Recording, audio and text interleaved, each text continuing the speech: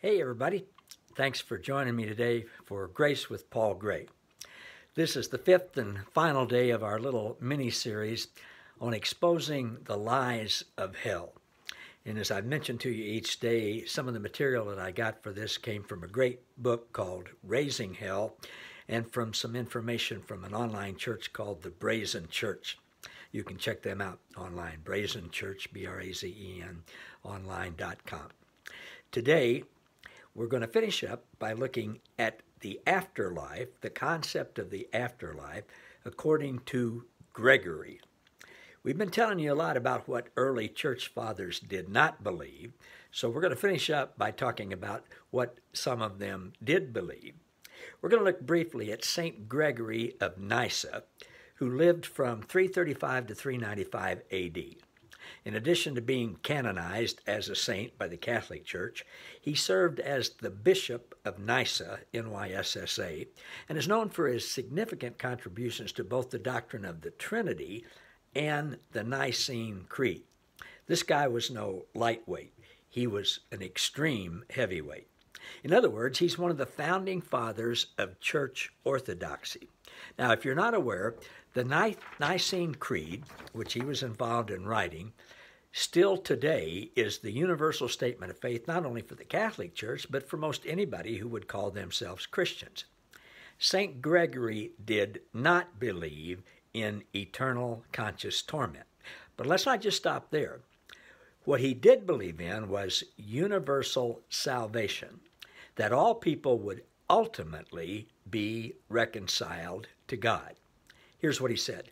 It is evident that God will in truth be all in all when there shall be no evil in existence, when every created being is at harmony with itself, and every tongue shall confess that Jesus Christ is Lord, when every creature shall have been made one body.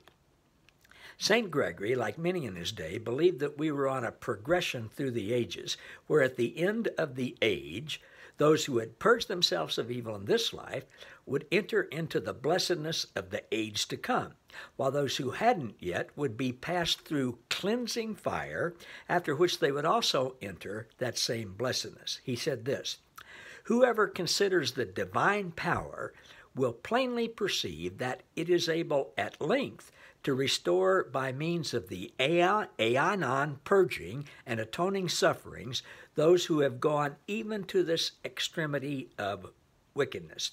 And remember, aeonon is of the ages, not eternal, as we've talked about. And in another quote, he said, "Wherefore that at the same time liberty of free will should be left to nature, and yet the evil be purged away. The wisdom of God discovered this plan, to suffer man to do what he would, that having tasted the evil which he desired, and learning by experience for what wretchedness he had bartered away the blessings he had, he might of his own will hasten back with desire to the first blessedness, either being purged in this life through prayer and discipline, or after his departure, hence through the furnace of cleansing fire." In other words, St. Gregory is saying that God gave us free will so that in tasting evil, we would realize how wretched it is and hasten back to a righteous state of blessedness. Or, as we might say, hasten into the abundant life Jesus came to show us. And that this hastening to blessedness will come either in this life, through our relationship with the Lord, or in the life to come by passing through his cleansing fire.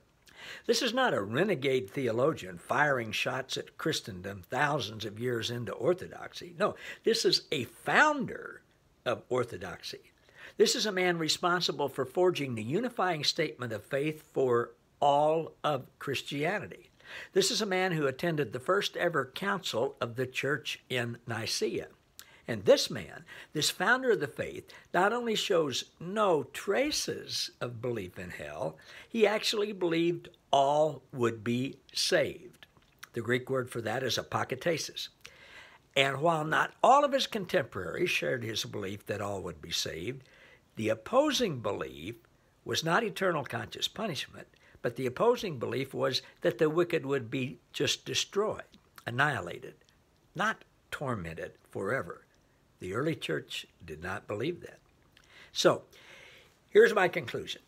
It shocks me to hear people argue that the doctrine of hell has been the definitive belief of Christendom since the days of the New Testament. People who claim that, they're not bad people, they are just grossly misinformed. Such a claim demonstrates a fundamental ignorance of church history and is a testament to how extensively St. Augustine's doctrine influenced the Orthodox Church. The idea of eternal torment comes primarily from Greek thought, a merging of mythology and the ramification of belief in an immortal soul. For 5 centuries, Christian doctrine remained unaffected by the concept of hell until St. Augustine forcibly inserted it into orthodoxy, using a combination of power and violence to ensure its survival.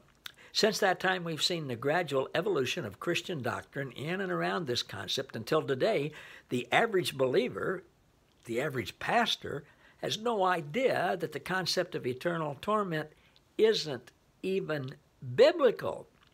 The doctrine of hell has been used for 15 centuries now to control the masses with fear.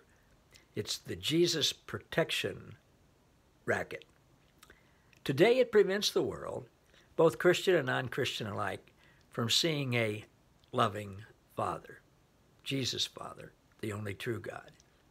A Christianity with hell is a Christianity that must inherently be full of fear.